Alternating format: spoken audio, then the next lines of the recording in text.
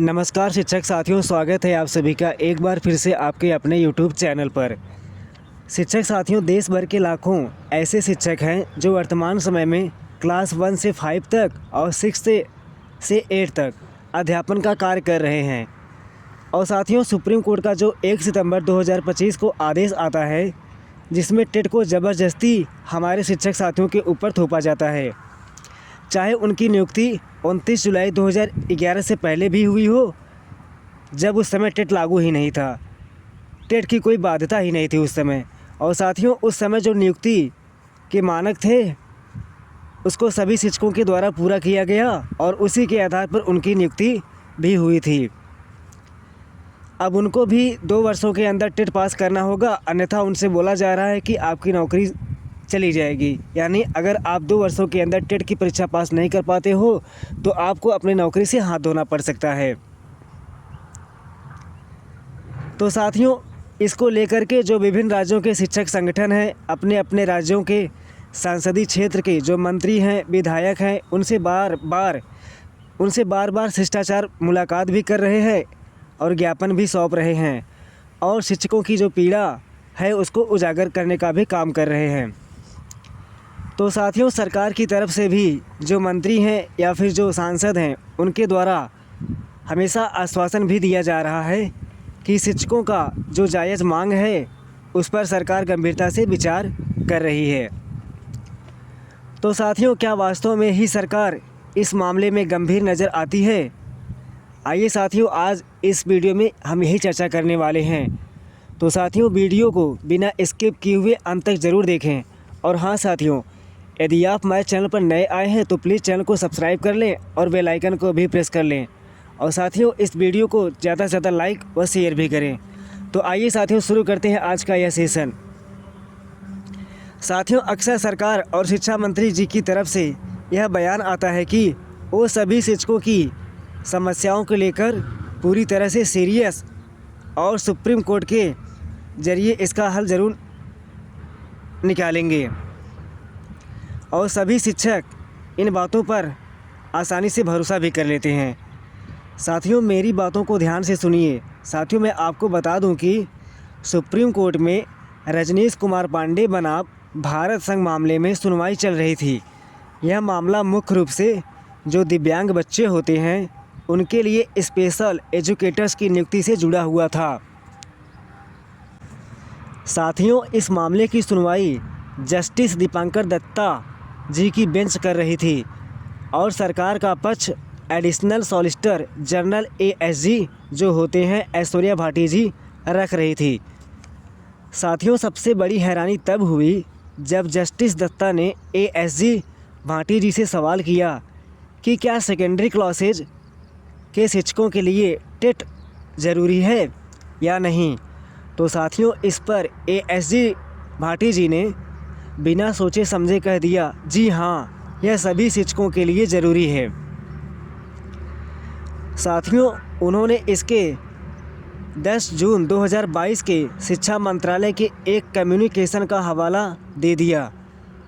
साथियों, इसको लेकर जस्टिस दीपांकर दत्ता जी नाराज़ हो गए और उन्होंने फटकार भी लगाई है।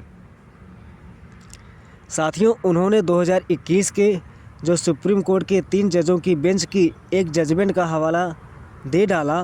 साथियों, उस जजमेंट में साफ साफ लिखा है कि जो टेट परीक्षा है तो सिर्फ जो टेट परीक्षा है वो सिर्फ क्लास 1 to 5 तथा 6 to 8 के लिए ही अनिवार्य है। तो साथियों, उसमें लिखा गया है कि जो टेट की परीक्षा है वह सिर्फ और सिर्फ क्लास 1 to 5 और 6 से 8वीं के लिए ही मैंडेटरी है, यानी अनिवार्य है। साथियों, कोर्ट ने फटकार लगाते हुए यह भी कहा कि आप सिर्फ एक अधिकारी के कम्युनिकेशन लेटर के आधार पर इतना बड़ा नियम कैसे थोप सकते हैं सारे शिक्षकों पर। साथियों, सुप्रीम कोर्ट ने अब सरकार से इस मामले में स्पष्ट जो हलफनामा है उसको मांग लिया है। तो साथियों, शिक्षकों के लिए इसका क्या मतलब निकलता है जो ये सुनवाई हुई है।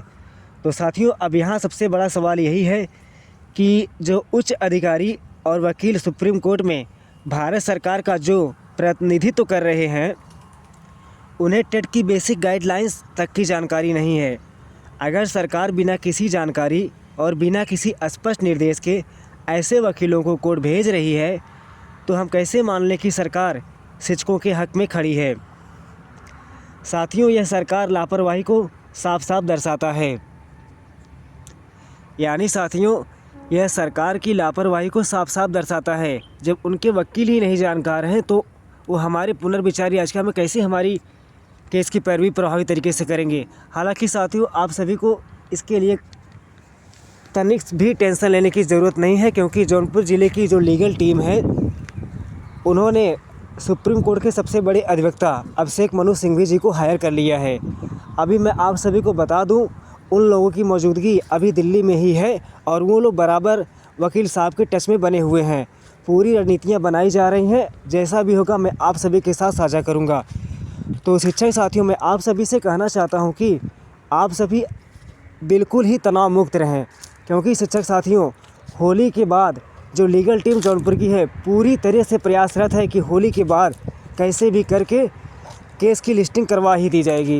यानी साथियों, जो पुनर्विचार याचिका की केस की लिस्टिंग अभी तक नहीं हो पा रही है, लीगल टीम जो हमारी है उसका पूरा प्रयास है कि किसी भी कंडीशन में होली के बाद यानी कि 10 मार्च तक पुनर्विचार याचिका केस की लिस्टिंग करवा ही दी जाए।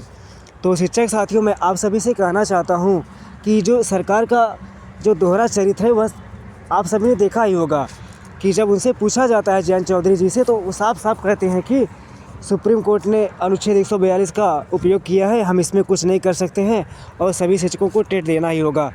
तो साथियों, हमें नहीं लगता कि सरकार हम सभी के पक्ष में है या आप सभी शिक्षकों के पक्ष में है। सरकार बस अपना उल्लू सीधा करना जानती है। लेकिन शिक्षक साथियों, मैं आप सभी से बताना चाहता हूँ कि हमें पुनर्विचार याचिका में ही हम सभी को राहत मिल जाएगी, ये मेरी पूरी गारंटी है। आप लोग बिल्कुल निश्चिंत रहिए। और हाँ साथियों, मैं कल एक वीडियो लेकर आ रहा हूँ जिसमें मैं आप सभी को ये बताऊँगा कि जो आज का ट्विटर अभियान चलाया गया है उसका असर क्या पड़ा, आखिर सरकार के ऊपर उसका असर क्या पड़ा। तो शिक्षक साथियों, इस चैनल से आप लोग जुड़े रहें, क्योंकि साथियों मैं आप सभी को बताना चाहता हूं कि मेरे इस चैनल के माध्यम से टीईटी अनिवार्यता से जुड़ी हुई छोटी से छोटी जानकारी दी जाती है। तो उम्मीद करता हूं शिक्षक साथियों, आज मेरे द्वारा जो जानकारी दी गई है आप सभी को पसंद आई होगी। तो इस वीडियो को ज़्यादा से ज़्यादा अपने शिक्षक साथियों के पास शेयर करें। तो आज के लिए बस इतना ही। मिलते हैं एक नेक्स्ट वीडियो में एक नई जानकारी के साथ। तब तक के लिए धन्यवाद शिक्षक साथियों।